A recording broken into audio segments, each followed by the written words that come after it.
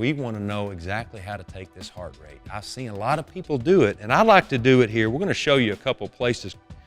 Right here, guys, there's your artery that runs down your arm, right where the heel of your hand, right there, meets your wrist.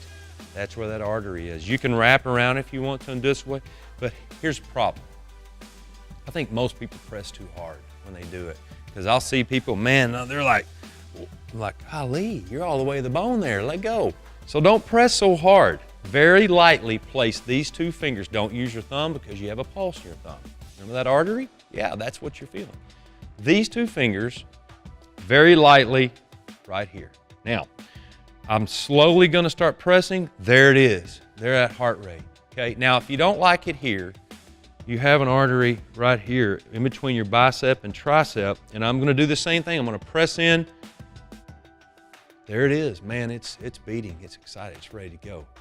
Or we can take it right here. You got one right up here too. So there's other places, but those are the most common. I like to go here, right? So here's how it works. We take 5 over the course of the workout. We take a resting heart rate. We haven't done anything. We take 3 working heart rates. And then we take that finishing heart rate after we stretch and we're done for the day and we're ready to go eat some good food. So let's take a heart rate. Let's practice. Practice with me. Find that heart rate, and we'll give you a second here. And here's how it works. All you've got to do is count your heart rate. I'm going to count you down from 3. I got my stopwatch right here. I'm going to count you down from 3, and then I'll say count. I count 6 seconds on my clock here. And then once that's done, I tell you to stop, and then we take the number we got and simply add a 0, right? Now there's more to it, but let's start with that. You guys got your heart rate? You got yours? Here we go. In 3, 2, 1, count.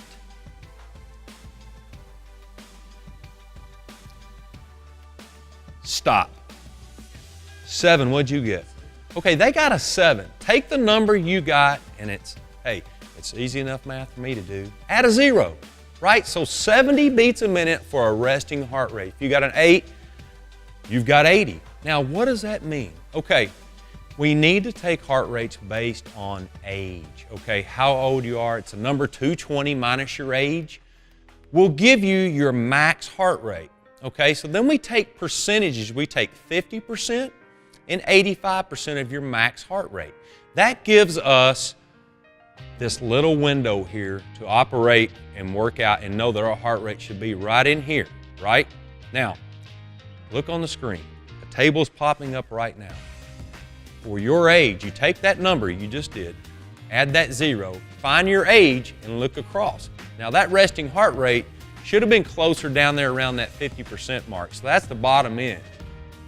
If it's up there around that 85% mark, if it's up there anywhere close right now for a resting heart rate, I suggest that you get with your doctor and find out why that heart rate's so high, okay? Probably okay, but let's get that checked out before you start.